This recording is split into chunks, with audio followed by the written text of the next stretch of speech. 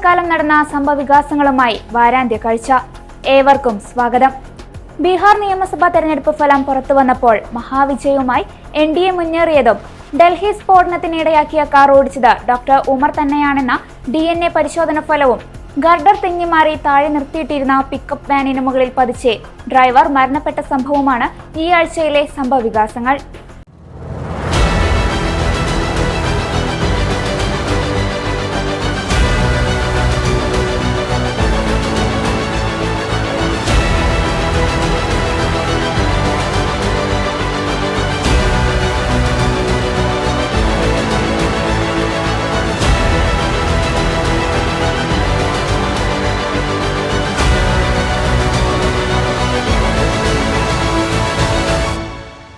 Indian രാഷ്ട്രീയത്തിന്റെ ഗതിവിഗതികൾ പലപ്പോഴും നിർണയിച്ചിട്ടുള്ള മണ്ണാണ് ബീഹാറിന്റേത്.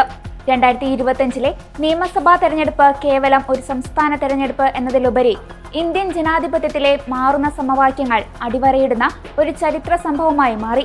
റെക്കോർഡ് പോളിംഗും അപ്രതീക്ഷിത സഖ്യകക്ഷികളുടെ മുന്നേറ്റവും ഒരു വശത്തേക്ക് പൂർണ്ണമായും ചാഞ്ഞ ജനവിധിയും ഈ തെരഞ്ഞെടുപ്പിനെ വേറിട്ടു നിർത്തുന്നു. നിതീഷ് കുമാറിന്റെ നേതൃത്വത്തിലുള്ള ദേശീയ ജനാധിപത്യ സഖ്യം നേടിയ വൻ വിജയവും പ്രതിപക്ഷമായ ഇന്ത്യ സഖ്യത്തിന്റെ സമ്പൂർണ്ണ തകർച്ചയുമാണ് 2025 പ്രധാന ചിത്രം. 243 അംഗ നിയമസഭയിൽ കേവല ഭൂരിപക്ഷത്തിന് 122 സീറ്റുകൾ മതിയെന്നിരിക്കെ 200-ലധികം സീറ്റുകൾ നേടിയാണ് NDA സഖ്യം ബീഹാറിൽ അധികാരം നിലനിർത്തിയത്. ഈ വിജയത്തിൽ പതിറ്റാണ്ടുകളായി ബീഹാർ ഭരിക്കുന്ന നിതീഷ് കുമാറിന്റെ ജനതാദൾ 85 സീറ്റുകൾ നേടിയപ്പോൾ 89 സീറ്റുകളുമായി BJP ഏറ്റവും വലിയ ഒറ്റകക്ഷിയായി മാറി. NDAയുടെ വിജയത്തിൽ ചിരാഗ് പാസ്വാന്റെ ലോക് ജനശക്തി പാർട്ടി നേടിയ 19-ലധികം സീറ്റുകളും നിർണായകമായി. മറുവശത്ത് തേജസ്വി യാദവിന്റെ RJD, കോൺഗ്രസ്, ഇടതു പാർട്ടികൾ എന്നിവരടങ്ങിയ ഇന്ത്യ സഖ്യം വെറും 35 സീറ്റുകളിലേക്ക് ഒതുങ്ങി. RJD 25 മുതൽ 30 സീറ്റുകളിലേക്കും കോൺഗ്രസ് 5 മുതൽ 6 സീറ്റുകളിലേക്കും ചുരുങ്ങിയത് പ്രതിപക്ഷത്തിന്റെ സമ്പൂർണ്ണ തകർച്ചയാണ് സൂചിപ്പിക്കുന്നത്. ഈ തെരഞ്ഞെടുപ്പ് ഫലത്തെ നിർണയിച്ച പ്രധാന ഘടകങ്ങൾ പലതാണ്. അതിൽ ഏറ്റവും പ്രധാനം NDA മുന്നോട്ട് വെച്ച സുശാസൻ എന്ന മുദ്രാവാക്യമാണ്. റോഡുകൾ, വൈദ്യുതി, മെച്ചപ്പെട്ട ക്രമസമാധാന നില എന്നിവ ഉയർത്തിക്കാട്ടിയുള്ള പ്രചാരണം ജനങ്ങൾക്കിടയിൽ പ്രത്യേകിച്ച് നഗര ഗ്രാമീണ വ്യത്യാസമില്ലാതെ സ്വീകാര്യത നേടി. RJD ഭരണകാലത്തെ ജംഗിൾ രാജ് എന്ന ഓർമ്മപ്പെടുത്തലുകൾ ക്രമസമാധാന വിഷയത്തിൽ നിതീഷ് കുമാറിനെ മുൻതൂക്കം നൽകി. ഇതിനൊപ്പം പ്രധാനമന്ത്രി നരേന്ദ്രമോദിയുടെ വ്യക്തിപ്രഭാവവും മോദി കി ഗ്യാരണ്ടി എന്ന പേരിൽ കേന്ദ്ര സർക്കാർ നടപ്പിലാക്കിയ ക്ഷേമ പദ്ധതികളും NDAക്ക് വലിയ പിൻബലമായി. എങ്കിലും 2025 ബീഹാർ തെരഞ്ഞെടുപ്പിന്റെ യഥാർത്ഥ ശില്പികൾ അവിടുത്തെ സ്ത്രീ വോട്ടർമാരായിരുന്നു. സംസ്ഥാനത്തിന്റെ ചരിത്രത്തിലെ ഏറ്റവും ഉയർന്ന പോളിംഗ് ശതമാനമായ 67% രേഖപ്പെടുത്തിയ ഈ തെരഞ്ഞെടുപ്പിൽ സ്ത്രീകളുടെ വോട്ടിംഗ് ശതമാനം 71.6% ആയിരുന്നു. ഇത് പുരുഷന്മാരുടെ പോളിംഗിനേക്കാൾ ഏകദേശം 9% കൂടുതലാണ്. വനിതാ വോട്ടർമാരുടെ ഈ വൻ കുതിച്ചുചാട്ടം NDA സഖ്യത്തിനാണ് പൂർണ്ണമായും ഗുണം ചെയ്തത്. നിതീഷ് കുമാർ സർക്കാർ വർഷങ്ങളായി നടപ്പിലാക്കുന്ന ജീവിക്ക പോലുള്ള സ്വയം സഹായ സംഘങ്ങൾ, പെൺകുട്ടികളുടെ വിദ്യാഭ്യാസത്തിനുള്ള പദ്ധതികൾ, അടുത്തിടെ പ്രഖ്യാപിച്ച വനിതാ സംരംഭകർക്കുള്ള 10,000 രൂപയുടെ സാമ്പത്തിക സഹായം എന്നിവ സ്ത്രീ വോട്ടർമാരെ ശക്തമായി സ്വാധീനിച്ചു. മറുവശത്ത് തൊഴിലില്ലായ്മ എന്ന പ്രധാന വിഷയം ഉയർത്തിക്കാട്ടിയാണ് തേജസ്വി യാദവ് പ്രചാരണം നയിച്ചത്. എന്നാൽ ശക്തമായ ഒരു ബദൽ സാമ്പത്തിക നയം മുന്നോട്ട് വെക്കാനോ സഖ്യകക്ഷികൾക്കിടയിലെ അനൈക്യം പരിഹരിക്കാനോ പ്രതിപക്ഷ നിരയ്ക്ക് കഴിഞ്ഞില്ല. പ്രശാന്ത് കിഷോറിന്റെ ജൻ സുരാജ് പോലുള്ള പുതിയ പരീക്ഷണങ്ങൾക്ക് ജനവിധിയിൽ കാര്യമായ ചലനമുണ്ടാക്കാൻ സാധിച്ചില്ല എന്നതും ശ്രദ്ധേയമാണ്. ഇന്ത്യയുടെ ചരിത്രപരമായ പ്രതീകങ്ങളിലൊന്നായ ഡൽഹിയിലെ ചെങ്കോട്ടയ്ക്ക് സമീപം അടുത്തിടെ നടന്ന കാർ സ്ഫോടനം രാജ്യത്തിന്റെ സുരക്ഷാ സംവിധാനങ്ങൾക്ക് മുന്നിൽ പുതിയ വെല്ലുവിളിയുയർത്തുന്ന ഒന്നാണ്. സുരക്ഷാ ഭീഷണികളിൽ നിന്ന് അധികൃതർ ആവർത്തിക്കുന്നതിനിടെ രാജ്യതലസ്ഥാനത്തിന്റെ ഹൃദയഭാഗത്ത് നടന്ന ഈ ആക്രമണം ഭീകരവാദത്തിന്റെ പ്രവർത്തന രീതികളിൽ ഉണ്ടായ മാറ്റങ്ങളെ സൂചിപ്പിക്കുന്നു. ചെങ്കോട്ട മെട്രോ സ്റ്റേഷന് സമീപമാണ് സ്ഫോടനം നടന്നത്. ആക്രമണത്തിന്റെ പ്രാഥമിക ലക്ഷ്യം പരമാവധി ജീവഹാനി വരുത്തുക, അതോടൊപ്പം രാജ്യതലസ്ഥാനത്ത് പരിഭ്രാന്തി സൃഷ്ടിക്കുക എന്നതായിരുന്നു.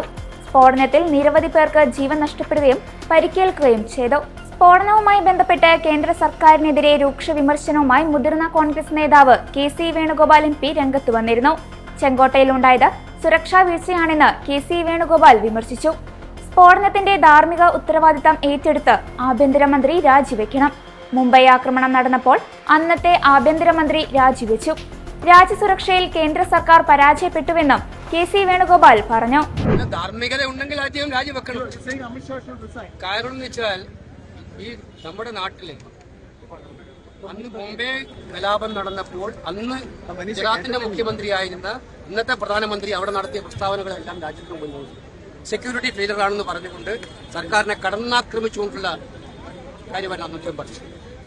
അതിനേക്കാൾ ഗൗരവമല്ലേ ദേശീയ തലസ്ഥാനത്ത് നരേന്ദ്രമോദിജിയുടെയും അമിത്ഷായുടെയും ഒക്കെ തന്നെ മുക്കിന് താഴെയാണ് ഈ വലിയ ബ്ലാസ്റ്റ് നടന്നിരിക്കുന്നത്. Serious security ഫെയിലറാണ്.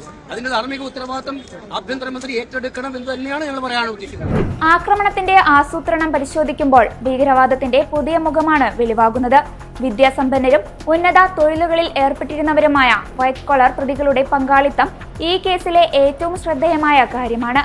പുൽവാമ സ്വദേശിയായ ഡോക്ടർ മുഹമ്മദ് ഉമർ നബി, അദ്ദേഹത്തിന്റെ കൂട്ടാളികളായ ഡോക്ടർ മുസമിൽ ഗനായ്, ഡോക്ടർ ഷഹീൻ സയ്യിദ് എന്നിവരെല്ലാം ഈ ഗൂഢാലോചനയിൽ പങ്കാളികളാണെന്ന് അന്വേഷണ ഏജൻസികൾ കണ്ടെത്തി. ഈ കേസിന്റെ വിധി നിർണയത്തിൽ ഏറ്റവും പ്രാധാന്യമർഹിക്കുന്ന വഴിത്തിരിവായി മാറിയിരിക്കുന്നത് ഡോക്ടർ ഉമറിനെതിരായി ലഭിച്ച DNA പരിശോധന ഫലമാണ്. സ്ഫോടനത്തിന് കാരണമായ കാർ ഓടിച്ചത് പ്രതിയായ ഡോക്ടർ ഉമർ തന്നെയാണെന്ന് ശാസ്ത്രീയമായി തെളിയിക്കപ്പെട്ടതോടെ കേസിന്റെ ഭാവി ഏറെക്കുറെ തീരുമാനിക്കപ്പെട്ട അവസ്ഥയിലാണ്. ആധുനിക നിയമവ്യവസ്ഥയിൽ DNA പരിശോധന ഫലങ്ങൾ എന്നത് അവിതർക്കിതമായ തെളിവുകളായി കണക്കാക്കപ്പെടുന്നു. മറ്റ് സാഹചര്യ തെളിവുകളിൽ നിന്നോ സാക്ഷിമൊഴികളിൽ നിന്നോ വ്യത്യസ്തമായി DNA ഫലം ഒരു വ്യക്തിയുടെ പങ്കാളിത്തത്തെ നേരിട്ടും കൃത്യതയോടെയും സ്ഥാപിക്കാൻ സഹായിക്കുന്നു. സ്ഫോടനത്തിനായി ഉപയോഗിച്ച വാഹനത്തിൽ നിന്ന് ശേഖരിച്ച മുടി ഡോക്ടർ ഉമറിന്റെ DNA-യുമായി പൂർണ്ണമായും പൊരുത്തപ്പെടുന്നു എന്ന കണ്ടെത്തൽ കേവലം സാന്നിധ്യം മാത്രമല്ല, കുറ്റകൃത്യം നടക്കുന്ന സമയത്ത് കാർ ഓടിച്ചത് അദ്ദേഹം തന്നെയായിരുന്നു എന്നതിനെ ശക്തമായ അടിത്തറ നൽകുന്നു. അന്വേഷണ ഏജൻസികൾക്ക് ഈ ഫലം ലഭിച്ചതോടെ കേസിലെ എല്ലാ സംശയങ്ങൾക്കും അവസാനമായി. നേരത്തെ ലഭിച്ചിരുന്ന സാങ്കേതിക തെളിവുകൾ, CCTV ദൃശ്യങ്ങൾ, മൊഴികൾ എന്നിവയെല്ലാം ഈ DNA ഫലത്തിന്റെ പിൻബലത്തിൽ കൂടുതൽ ശക്തിപ്പെടും.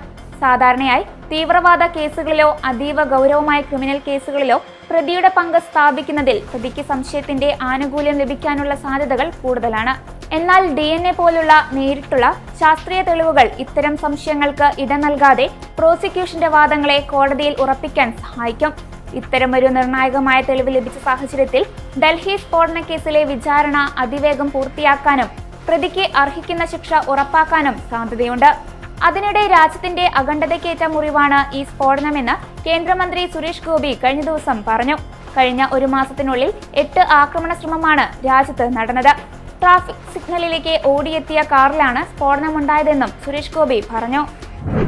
ഓടി വന്ന ഒരു വണ്ടിയിലാണ് ഈ പൊട്ടിത്തെറി ഉണ്ടായിരിക്കുന്നു. അതിൻ്റെ ഭാഗമായിട്ട് മറ്റ് 4 വണ്ടികൾക്കും അപകടം സംഭവിച്ചു.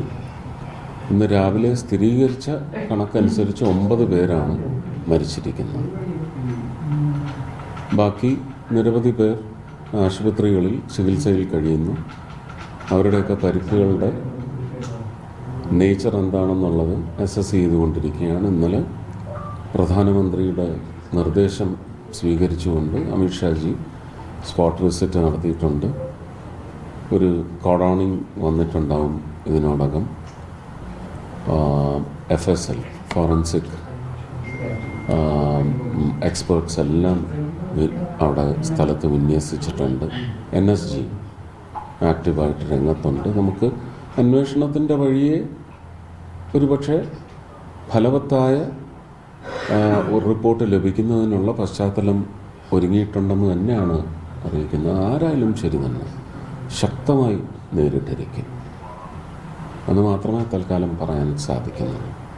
ഈ ഭീകരവാദ പ്രവർത്തനങ്ങൾക്കെതിരെ ശക്തമായ നിലപാട് ഇന്ത്യ എടുത്തുകൊണ്ടിരിക്കുന്നതിനിടയിലാണ് വീണ്ടും ഇത്തരത്തിലുള്ള തലസ്ഥാനത്ത് തന്നെ ഉണ്ടായിരിക്കുന്നത്. അപ്പോൾ ഇങ്ങനെയുള്ള ഒരു സംഭവങ്ങൾ ചെറുക്കുന്നതിന് വേണ്ടിയുള്ള ശ്രമങ്ങളൊക്കെ തന്നെ പല രീതിക്കും നടക്കുന്നുമുണ്ട്. അപ്പൊ അതിനിടയിൽ ഇങ്ങനെ നടക്കുന്നത് ഏത് രീതിക്ക് എന്ത് ചെയ്യാൻ പറ്റും? ഞാൻ നേരത്തെ സൂചിപ്പിച്ചതാണ്. കഴിഞ്ഞ 30 ദിവസത്തിനിടയ്ക്ക് 8 അറ്റംപ്റ്റുകൾ നമ്മൾ തകർത്തു എന്ന് പറഞ്ഞാൽ രാജ്യത്തിൻ്റെ അങ്ങനെ ഒരു ലക്ഷ്യം, അതിനു വേണ്ടുന്ന ജാഗരൂകത ഇതെല്ലാം പുട്ട് ഇൻ പ്ലേസാണ്. പക്ഷെ അതിനിടയ്ക്ക് നിർഭാഗ്യകരം എന്ന് മാത്രമേ പറയാൻ സാധിക്കുന്നുള്ളൂ. അതുപോലും അതൊന്നും ആംഗിൾസ് ഒന്നും ക്ലോസ് ചെയ്തിട്ടില്ല. നമുക്ക് അന്വേഷണത്തിൻ്റെ ഒരു ശക്തിയെ ബാധിക്കാത്ത തരത്തിൽ നമ്മുടെ ഡിസ്ക്ലോഷേഴ്സ് മുഴുവൻ ഒരു സെൽഫ് റിഫ്രൈൻ ചെയ്യണം. കേരളം അടക്കമുള്ള എല്ലാ സംസ്ഥാനങ്ങൾക്കും ജാഗ്രതാ നിർദ്ദേശം നൽകിയിട്ടുണ്ട്. ഇതിനുള്ള സാധ്യതകളുണ്ടോ?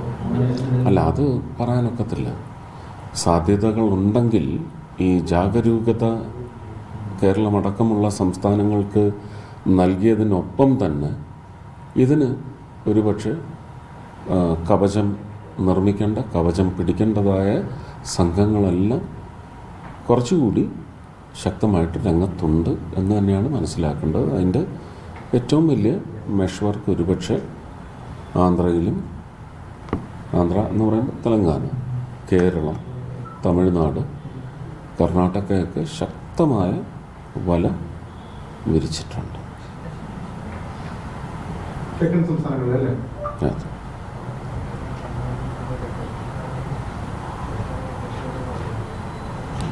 രാജ്യത്തിന് ഏറ്റവും മുറിവായിട്ട് തന്നെയാണ് നമ്മൾ കാണുന്നത്. തീർച്ചയായിട്ടും രാജ്യത്തിൻ്റെ അഖണ്ഡതയ്ക്ക് ഏറ്റ മുറിവാണ്. നമ്മളിവിടെ അത്രയും ശക്തമായി മതേതരത്വം, പരമത സ്നേഹം ഇതൊക്കെ ശക്തമായി നിലനിൽക്കുന്നിടത്തും അതിനെ ഉടയ്ക്കാൻ വേണ്ടിയുള്ള ശ്രമം അങ്ങനെ ഒന്നായിട്ടും ഇതിനെ കാണേണ്ടതുണ്ട്. പക്ഷേ ഭാരതത്തിലെ പൗരന്മാരെല്ലാം സംയമനം പാലിച്ച് അങ്ങോട്ടിങ്ങോട്ടും അതിൻ്റെ പേരിലുള്ള അസ്വാരസ്യങ്ങൾ ഒന്നും വിതറാതെ നമ്മുടെ സാഹോദര്യം കൂട്ടിയുറപ്പിച്ച് ഒന്നുകൂടി ഉറപ്പിച്ചുകൊണ്ട് തന്നെ നിലകൊള്ളണമെന്ന് അഭ്യർത്ഥിക്കാൻ മാത്രമേ സാധിക്കൂ. കുറ്റവാളികളെയും അവരെ പിന്തുണയ്ക്കുന്നവരെയും അതിൻ്റെ പിന്നിൽ മറ്റ് ശക്തികൾ രാജ്യമെമ്പാടും പരന്ന് കിടപ്പുണ്ടെങ്കിൽ അതിലേക്ക് തീർച്ചയായിട്ടും നടപടി എന്ന് പറയുന്നത് ശക്തമായി തന്നെ ഇത് ചോദ്യം ചെയ്യപ്പെടുന്ന തരത്തിൽ ഭരണ സംവിധാനം, ഗവൺമെൻറ് ഓഫ് ഇന്ത്യ മുന്നോട്ട് വരും.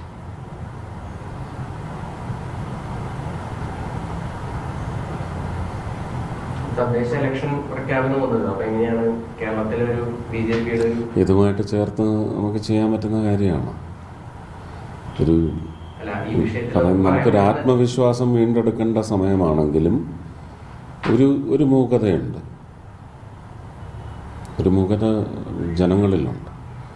ഇലക്ഷൻ്റെ നമുക്ക് ഇനിയും ഒരു 2 ദിവസം കഴിയട്ടെ. ഇതിൻ്റെ മാത്രമല്ല ഇപ്പോഴും തീരുമാനങ്ങളിലേക്ക് എത്തിയിട്ടില്ല. ഇന്നലെ പെട്ടെന്ന് പ്രഖ്യാപനം വന്നതല്ല.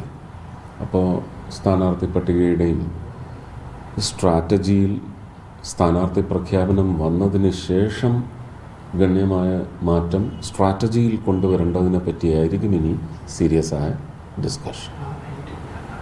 അത് ഞങ്ങളുടെ സ്ഥാനാർത്ഥികളെ പൂർണ്ണമായി തിരഞ്ഞെടുത്തതിന് ശേഷം പ്രാദേശികമായി ഒരു വാർഡ് അടിസ്ഥാനത്തിൽ, ഡിവിഷൻ അടിസ്ഥാനത്തിൽ സ്ട്രാറ്റജീസും തന്നെയാണ്. അതിനെപ്പറ്റിയൊക്കെ ഗഹനമായ ചിന്ത നടക്കുന്നതിനിടയ്ക്കാണ് ഈ വിഷമം ഉണ്ടാക്കുന്ന ഒരു കാര്യം. അത് ഡൽഹിയിൽ സംഭവിച്ചു എന്ന് പറയുന്നത് ഒരിക്കലും ദൂരെയാണ് എന്ന് നമുക്ക് കരുതാനൊക്കത്തില്ല. അപ്പം അതിൻ്റെ ആ ഒരു ഗ്ലൂമിൽ നിന്ന് നമ്മൾ പുറത്ത് വരണം. പെട്ടെന്ന് ഈ ഒക്കേഷനിൽ അതിനെക്കുറിച്ച് ചർച്ച പോകാനൊരു ചെറിയ ബുദ്ധിമുട്ടുണ്ട്. മാത്രമല്ല അതിനുള്ള ഒരു റൈപ്പായിട്ടില്ല. ഒന്ന് റൈപ്പായിക്കോട്ട ഡിസിഷൻസ്. ഇന്നിപ്പം കാലത്ത് സംസ്ഥാന അധ്യക്ഷൻ ശ്രീ രാജീവ് ചന്ദ്രശേഖരൻ്റെ നേതൃത്വത്തിൽ കോർ കമ്മിറ്റി മീറ്റിംഗ്, അത് കോർ കമ്മിറ്റിയിലെ തന്നെ ഒരു ക്രക്സ് ഉറപ്പായിട്ടും പങ്കെടുക്കുന്നുണ്ടെന്നാണ് ഞാൻ മനസ്സിലാക്കുന്നത്. അവിടുത്തെ ആ കോർ കമ്മിറ്റിയിലെ തീരുമാനങ്ങൾ വന്നതിന് ശേഷം ജില്ലാ അടിസ്ഥാനത്തിൽ 30 ജില്ലകളിലും തയ്യാറാക്കിയിട്ടുള്ള കാൻഡിഡേറ്റിൻ്റെ സ്ട്രക്ചറെല്ലാം വെളിവാക്കിയതിന് ശേഷം കൂടുതൽ നിങ്ങളെ അറിയിക്കാൻ സാധിക്കും. ഫ്ലൈ ഓവർ നിർമ്മാണ പ്രവർത്തനങ്ങൾ നഗരവികസനത്തിന് അനിവാര്യമാണെങ്കിലും പലപ്പോഴും അതിനിടയിൽ സംഭവിക്കുന്ന സുരക്ഷാ വീഴ്ചകൾ തീരാ നഷ്ടങ്ങളാണ് സമ്മാനിക്കാറുള്ളത്. അത്തരത്തിൽ ഗർഡർ തെന്നിമാറി താഴെ നിർത്തിയിട്ടിരുന്ന പിക്കപ്പ് വാനിന് മുകളിൽ പതിച്ച് ഡ്രൈവർ മരണപ്പെട്ട സംഭവം നിർമ്മാണ മേഖലയിലെ സുരക്ഷാ മാനദണ്ഡങ്ങളെക്കുറിച്ചുള്ള ചോദ്യചിഹ്നമുയർത്തുന്നു. അരൂർ തുറവൂർ ഫ്ലൈ ഓവറിന്റെ പ്രധാന തൂണുകൾക്കിടയിൽ കോൺക്രീറ്റ് ഗർഡറുകൾ സ്ഥാപിക്കുന്ന പ്രക്രിയയാണ് അപകടത്തിലേക്ക് നയിച്ചത്. അതിഭാരം കൂടിയ ഗർഡറുകൾ ഉയർത്തി കൃത്യസ്ഥാനത്ത് ഉറപ്പിക്കാൻ ഭീമാകാരമായ ജാക്കികളും ക്രെയിനുകളുമാണ് ഉപയോഗിക്കുന്നത്. ഈ ശ്രമകരമായ ജോലി നടക്കുന്നതിനിടയിലാണ് അപ്രതീക്ഷിതമായി ദുരന്തം സംഭവിച്ചത്. ഗർഡർ ഉയർത്തി നിർത്തിയ ജാക്കിയിൽ നിന്ന് ശക്തമായ ശബ്ദത്തോടെ തെന്നിമാറുകയും നിയന്ത്രണം വിട്ട് താഴെ നിർത്തിയിട്ടിരുന്ന ഒരു പിക്കപ്പ് വാനിന്റെ ക്യാബിനിലേക്ക് ആഞ്ഞു വീഴുകയും ചെയ്തു. വാഹനം പൂർണ്ണമായും തകർത്തുകൊണ്ട് കോൺക്രീറ്റ് ഗർഡർ പതിച്ചതിന്റെ ആഘാതം വലുതായിരുന്നു. അപകട സമയത്ത് വാഹനത്തിനുള്ളിലുണ്ടായിരുന്ന ഡ്രൈവർ തൽക്ഷണം മരിച്ചു. ഗർഡർ പതിച്ചതിനെ തുടർന്ന് നിർമ്മാണ സ്ഥലത്ത് വലിയ പരിഭ്രാന്തി പരന്നു. ഉടൻ തന്നെ രക്ഷാപ്രവർത്തനങ്ങൾ ആരംഭിച്ചെങ്കിലും ഭീമാകാരമായ ഗർഡറിനടിയിൽപ്പെട്ട ഡ്രൈവറെ പുറത്തെടുക്കാനുള്ള ശ്രമങ്ങൾ ദുഷ്കരമായിരുന്നു. രാജേഷിന്റെ മരണത്തിന് ഉത്തരവാദി നിർമ്മാണ കമ്പനിയും സർക്കാരുമാണെന്ന് മുതിർന്ന കോൺഗ്രസ് നേതാവ് രമേശ് ചെന്നിത്തല പ്രതികരിച്ചു. രാജേഷിന്റെ മകനെ സർക്കാർ ജോലി നൽകണമെന്നും ചെന്നിത്തല നിർദ്ദേശിച്ചു. വളരെ ദൗർഭാഗ്യകരമായ വേദനാജനകമായ സംഭവമാണ് ഇന്ന് വെളുപ്പിനെ ഉണ്ടായത്. ഈ തമിഴ്നാട്ടിൽ പോയി മുട്ട കൊണ്ടിരുന്ന ഒരു ജോലിയാണ് അദ്ദേഹം ചെയ്തുകൊണ്ടിരുന്നത്. അപ്പോൾ ഇത് രാത്രി തിരിച്ചെത്തുമെന്നുള്ള പ്രതീക്ഷയിലാണ് അദ്ദേഹം വന്നത്. അവിടെയാണ് ഈ അരൂരിൽ വെച്ച് ഈ സംഭവം ഉണ്ടാകുന്നത്. ഗ്രേഡർ താഴെ വീണിട്ടാണ് ഈ മരണം ഉണ്ടാകുന്നത്. അപ്പോൾ തീർച്ചയായിട്ടും ഈ മരണത്തിന് ഉത്തരവാദികൾ ഈ കമ്പനിയാണ്, ഗവൺമെൻറ്റാണ്. അപ്പോൾ അതുകൊണ്ട് തന്നെ ഈ കുടുംബത്തെ സംരക്ഷിക്കാനുള്ള എല്ലാ ബാധ്യതയും ഗവൺമെൻറ്റിന് ഉണ്ട്. ഇപ്പോൾ ഇവിടെ അവർ പറഞ്ഞിരിക്കുന്നത്, ഇപ്പോൾ കളക്ടറോട് ഞാൻ സംസാരിച്ചത്, ഇപ്പോൾ അടിയന്തരമായി ശവസംസ്കാര ചടങ്ങുകൾക്ക് വേണ്ടി 2 ലക്ഷം രൂപയും മുഖ്യമന്ത്രിയുടെ ഫണ്ടുണ്ട്, ദുരിതാശ്വാസ നിധിയിൽ 4 ലക്ഷം രൂപയും കൊടുക്കാവുന്നതാണ്. പക്ഷെ അതുകൊണ്ടൊന്നും കാര്യമാകുന്നില്ല. ഈ കമ്പനിക്കാരുമായിട്ട് ഇപ്പം അവിടെ സംസാരിച്ചുകൊണ്ടിരിക്കുകയാണ്.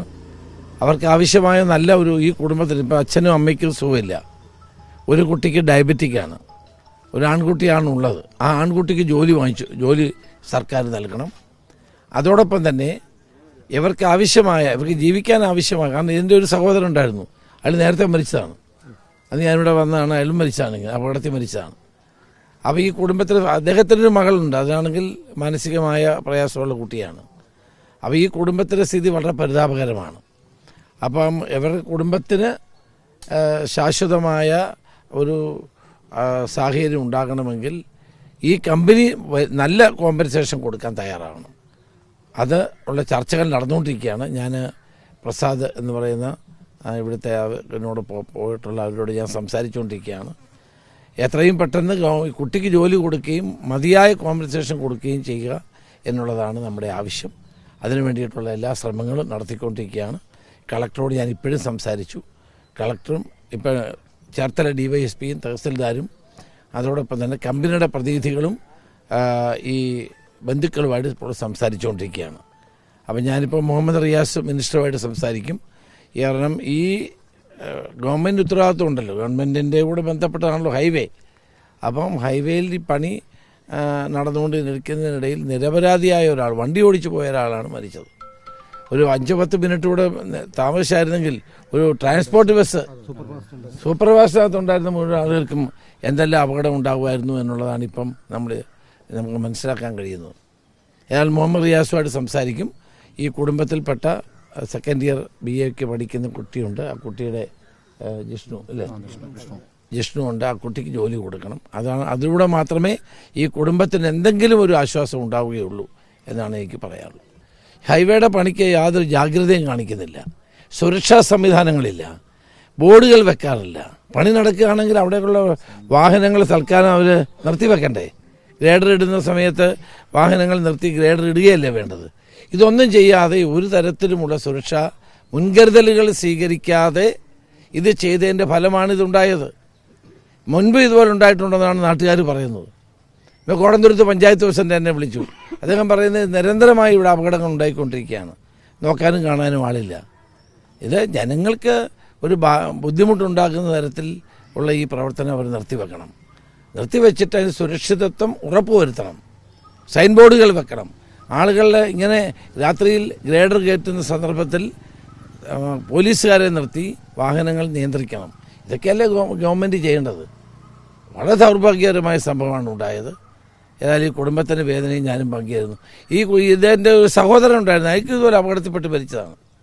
അപ്പോൾ ഈ കുടുംബത്തിൽ ഇപ്പം വളരെ ശോചനീയമായ ഒരു അവസ്ഥയാണ്. പ്രാഥമിക അന്വേഷണങ്ങളിൽ ഗർഡർ ഉയർത്താൻ ഉപയോഗിച്ച ജാക്കിക്ക് സാങ്കേതിക തകരാറുണ്ടായതോ അല്ലെങ്കിൽ ഗർഡർ കെട്ടിവെച്ചതിലെ അപാകതയോ ആകാം അപകടത്തിന് കാരണമായതെന്നാണ് സൂചന. ഒരു വശത്ത് അതിശക്തമായ നിർമ്മാണ പ്രവർത്തനങ്ങൾ നടക്കുമ്പോൾ മതിയായ സുരക്ഷാ വേലികളോ നിയന്ത്രണങ്ങളോ ഇല്ലാതെ നിർമ്മാണ സ്ഥലത്തിന് സമീപം വാഹനങ്ങൾ നിർത്തിയിടാൻ അനുവദിച്ചത് ഗുരുതരമായ സുരക്ഷാ വീഴ്ചയായി വിലയിരുത്തപ്പെടുന്നു. ഈ ദാരുണമായ സംഭവം വൻകിട നിർമ്മാണ പദ്ധതികളിൽ പാലിക്കേണ്ട സുരക്ഷാ മാനദണ്ഡങ്ങൾ എത്രത്തോളം കർശനമായി നടപ്പിലാക്കുന്നുണ്ടെന്ന് പരിശോധിക്കേണ്ടതിന്റെ ആവശ്യകതയിലേക്ക് വിരൽ ചൂണ്ടുന്നു. ഓരോ തൊഴിലാളിയുടെയും പൊതുജനത്തിന്റെയും ജീവനെ വിലയുണ്ടെന്ന് മനസ്സിലാക്കി നിർമ്മാണ സുരക്ഷ ഉറപ്പുവരുത്താൻ അധികൃതർ ശക്തമായ നടപടികൾ കൈക്കൊള്ളേണ്ടത് അത്യാവശ്യമാണ്. അവർ മാത്രമാണ് ഈ കുടുംബത്തിൻ്റെ അത്താണി. 2 പിള്ളേരുണ്ട്, ഭാര്യയുണ്ട്, പിന്നെ ഞങ്ങൾ വയസ്സായ അച്ഛനും അമ്മയൊക്കെ ഉണ്ട്. അവനെ ഞാൻ 11 മണിയായപ്പോൾ ഇവിടുന്ന് പോയതാണ്. തമിഴ്നാട്ടിൽ പോയി മുട്ടയെടുത്തുകൊണ്ട് പോകുമ്പോഴും വരുമ്പോഴും ഒക്കെ ഞാൻ 1 മണിക്കൂർ 1.5 മണിക്കൂറൊക്കെ ഇവിടെ വിളിച്ചുകൊണ്ടിരിക്കും. കാരണം ഈ വണ്ടിയെ പോകുന്നതല്ലേ, അപകടം സമയത്ത് വേണമല്ലോ എന്ന് വിചാരിച്ച്. അപ്പോൾ ഞാൻ രാത്രി ഒരു 7 മണിയായി കാണും. വിളിക്കുമ്പോൾ പറഞ്ഞ് ചേച്ചാ പൊള്ളാച്ചിയിലെത്തി. അപ്പോൾ എനിക്ക് സമാനമായി പൊള്ളാച്ചി തമിഴ്നാട് കഴിഞ്ഞ് വരുവാന്നില്ല, ബോർഡർ ചെയ്താന്നില്ല. അപ്പോൾ ഇങ്ങനെ 2 മണിക്കൂറിനോ 3 മണിക്കൂറിനോ ഇങ്ങനെ എത്തുമെന്നൊരു സമാധാനത്തിൽ ഇങ്ങനെ ചെയ്യുന്നത്. പിന്നെ ഞാൻ വിളിക്കുന്നത് 10:15 10:15 വിളിക്കുമ്പം അങ്കമാലിയിലായി എന്ന് പറഞ്ഞു. അങ്കമാലിയിലായി കഴിഞ്ഞെന്ന് പറഞ്ഞപ്പോൾ പിന്നെ ഞാൻ അവിടെ ഇരുന്ന് കുറേയൊക്കെ കഴിഞ്ഞൊരു 11:15 കാണും. അപ്പോൾ വിളിക്കുമ്പോൾ ഫോൺ ശബ്ദിക്കുന്നില്ല. അപ്പം പിന്നെ അതിൽ പറയുന്നത് പിന്നെ പരിധിക്ക് പുറത്താണെന്ന് പറഞ്ഞു. അപ്പോൾ ഞാൻ വിചാരിച്ച് ഹൈവേ കയറിയിട്ടില്ലേ, അപ്പം ഈ പുതിയ റോഡൊക്കെ വെട്ടുന്നതുകൊണ്ട് അപകടങ്ങളൊക്കെ നിറഞ്ഞ സ്ഥലമല്ലേ, യാത്ര ചെയ്യുമ്പോഴേ ഫോൺ വിളിച്ചു കഴിഞ്ഞാൽ അശ്രദ്ധയായിപ്പോയല്ലോ എന്ന് വിചാരിച്ച് ഞാൻ പിന്നെ കുറേ നേരത്തേക്ക് വിളിച്ചില്ല. പിന്നെ ഞാൻ വെളുപ്പിനെ 2 മണിക്ക് വിളിക്കുമ്പോഴും ഇത് തന്നെയാണ് പറയുന്നത്. അപ്പോൾ ഞാൻ എൻ്റെ വീട്ടുകാരോട് പറഞ്ഞടി വിളിച്ചിട്ട് അവൻ ഫോൺ എടുക്കുന്നില്ല, എന്താണെന്ന് അറിയാൻ വയ്യ, എങ്ങനെയാണ്. ഏതായാലും പുതിയ റോഡിൽ കയറിയല്ലേ, വാഹനങ്ങളുടെ അസൗകര്യക്കുറവ് കൊണ്ടൊക്കെ ആയിരിക്കുമെന്ന് വിചാരിച്ച് വെളുപ്പിന് 5 മണിക്ക് എഴുന്നേൽക്കുമ്പോഴാണ് എൻ്റെ തെക്കയിൽ TV ഉണ്ട്. അവർ TV കണ്ടുകൊണ്ടിരുന്നത് രാജേഷ് എന്നല്ല പറയുന്നുണ്ട്, പക്ഷേ എന്താ ഏതാണെന്ന് അവർക്ക് പിടികിട്ടുന്നില്ല. അപ്പോൾ എന്നെ വിളിച്ചിട്ട് ചോദിച്ച് സഹോദര ഈ രാജേഷ് പോയ വണ്ടി ഏതാ എങ്ങനെയാണെന്ന് അറിയാമോ എന്ന് ചോദിച്ചു. ഞാൻ പറഞ്ഞ അവന് മുട്ടയെടുക്കാൻ പോയിരിക്കുകയാണ് തമിഴ്നാട്ടിൽ. അപ്പം ഞാൻ 4 നാൾ പോയതാണ്. അത് എപ്പോഴാണ് വരുന്നതെന്നും നമുക്കറിയാനൊക്കത്തില്ല. പക്ഷേ ഞാൻ മുമ്പേ ഒരു 11:15 വിളിച്ചപ്പോഴേ അങ്കമാലി കഴിഞ്ഞു എന്ന് പറഞ്ഞു. അപ്പോൾ അങ്ങനെ അങ്കമാലി കഴിഞ്ഞു എന്ന് പറഞ്ഞു കഴിഞ്ഞാൽ പിന്നെ വിളിച്ചിട്ടൊന്നും ഫോൺ എടുക്കുന്നില്ല, എങ്ങനെയാണെന്ന് അറിയാൻ പോയെന്ന് പറഞ്ഞു. അപ്പോൾ ആ വീട്ടുകാരൻ പറഞ്ഞു നമുക്ക് ഇച്ചിരി നേരം ഇവിടെ ഇരിക്കാമെന്ന് പറഞ്ഞു. ഒരു 5 മിനിറ്റ് ഇരുന്ന് കഴിഞ്ഞപ്പോഴാണ് പിക്കപ്പ് പോകാനിടിച്ച് രാജേഷ് എന്ന് പറഞ്ഞ ഒരാൾ ഗുരുതരമായ പരിക്കാണെന്ന് പറഞ്ഞു. പിക്കപ്പ് പോകാനെന്ന് പറഞ്ഞപ്പോൾ എനിക്ക് മനസ്സിലായി വണ്ടി ആ പിക്കപ്പിലാണ് പോയത്. അപ്പം അവൻ തന്നെയെന്ന് ഞാൻ തീർച്ചയാക്കി. അങ്ങനെ പിന്നെ ആ ആളും ഞാനും കൂടാണ് ഇവിടെ വരുന്നത്. ഇതോടെ വാരാന്ത്യ കാഴ്ച പൂർണ്ണമാകുന്നു. അടുത്ത ആഴ്ച വീണ്ടും കാണാം. നന്ദി.